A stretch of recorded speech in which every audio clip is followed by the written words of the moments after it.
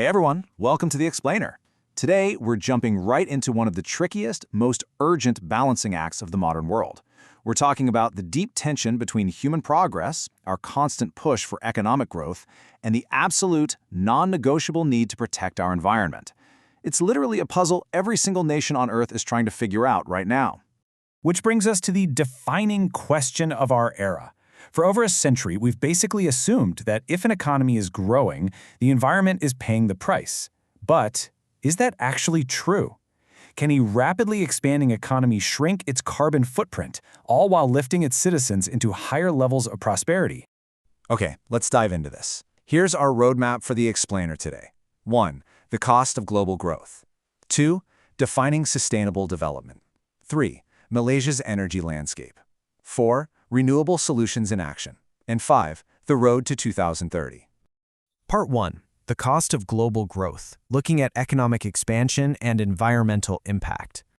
So to understand where we're headed, we've got to first recognize the undeniable link between human economic activity, massive energy use, and a rapidly changing climate. If we track global carbon dioxide emissions by fuel type, there is this dramatic, unmistakable hockey stick curve upwards, especially kicking off right around 1950. The sheer scale of those emissions represents an incredible, unprecedented spike driven completely by a reliance on coal, oil, and gas. Basically, as our global economy exploded, our emissions skyrocketed right along with it. And honestly, this isn't just some casual correlation. It's deeply baked into how our economies actually function. There was this fascinating 43-year study that looked at 4 Andean community countries between 1971 and 2014, and it proved what researchers call a bidirectional relationship. Here's how this feedback loop works. Economic growth directly drives up energy consumption. That energy consumption, which is heavily reliant on fossil fuels, directly drives up CO2 emissions. But here's the real kicker.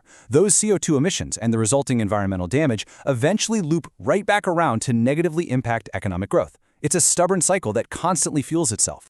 Moving right along to Part 2, defining sustainable development and bridging the gap between growth and ecology. Now, if we're ever going to break that harmful, emissions-heavy cycle we just talked about, we need a totally new framework. Enter sustainable development. Officially, this is defined as development that meets the needs of the present without compromising the ability of future generations to meet their own needs. At its core, development is all about improving our quality of life, right? Well, the goal here is to achieve that exact improvement, but doing it while carefully maintaining the vital ecological processes that keep us and future generations alive. And you know, the international community has actually been trying to organize around this exact definition for decades. We've seen major global milestones, from the 1987 Montreal Protocol to the 1992 Rio Summit, the Kyoto Protocol in '97, and of course, the landmark 2015 Paris Agreement. All of these foundational frameworks eventually paved the way for the UN's 17th Sustainable Development Goals, which is an incredibly ambitious 2030 agenda to protect the planet while ensuring global prosperity. Let's move to our next section and see how this builds. Part 3. Malaysia's energy landscape, moving from regional context to national supply.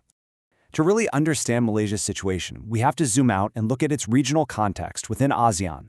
When tracking Malaysia's trajectory of final energy intensity alongside fast-growing neighbors like Thailand, Vietnam, and Indonesia, a clear pattern emerges. As Malaysia transformed into a highly industrialized, higher-income nation, its energy consumption footprint naturally expanded right alongside it. They were experiencing that exact bidirectional growth loop we mapped out earlier. Now, what's really interesting about this is exactly how Malaysia was powering all that growth. If you contrast primary production against total primary energy supply, there is a massive historical reliance on traditional fossil fuels. We're talking huge amounts of natural gas, crude oil, and coal. For decades, those fossil fuels were the undeniable absolute backbone of the Malaysian economic engine. Which brings us to Part 4, renewable solutions in action. This is all about Malaysia's policy pivot towards green energy. Recognizing the severe environmental toll of that growth, Malaysia realized a major pivot was absolutely necessary. And the truth is, a real green transition cannot rely on a single magic bullet. It requires a whole diverse ecosystem of technologies working together. So Malaysia built active, comprehensive programs around solar photovoltaic, or PV systems, biogas, biomass that utilizes agricultural waste, and small hydroelectric projects. It's essentially a multi-pronged attack on carbon emissions. Let's break down how they actually made this happen, particularly with solar energy. Malaysia rolled out specific, actionable policies to get both everyday citizens and massive corporations on board. First, there's net energy metering, which lets regular homeowners generate their own solar power and actually sell the excess back to the national grid. Pretty cool, right? Second, they push large-scale solar programs, building centralized mega plants for mass power generation.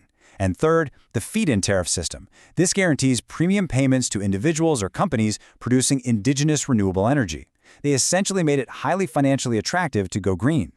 And this brilliantly illustrates the real-world impact of those exact policies.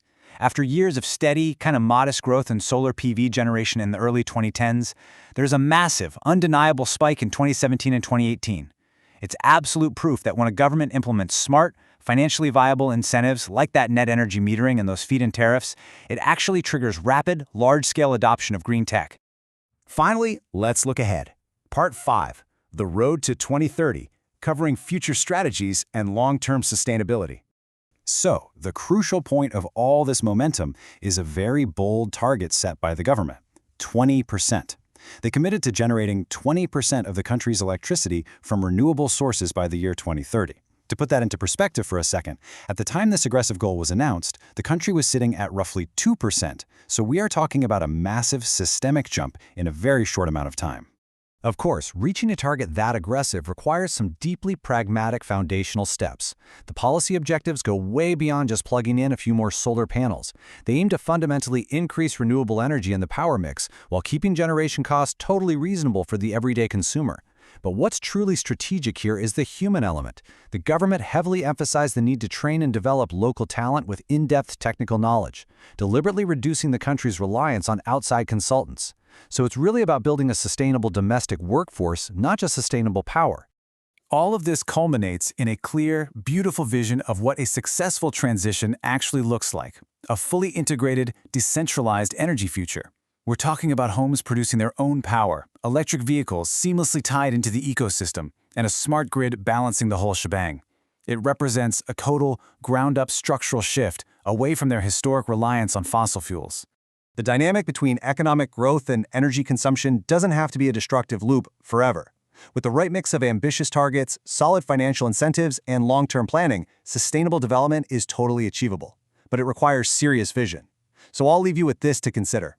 Does your local government have a green energy roadmap as detailed, incentivized, and ambitious as Malaysia's 2030 vision? It's a vital question we all need to be asking if we want to secure our global future. Thanks so much for joining me on The Explainer today, and keep asking the big questions.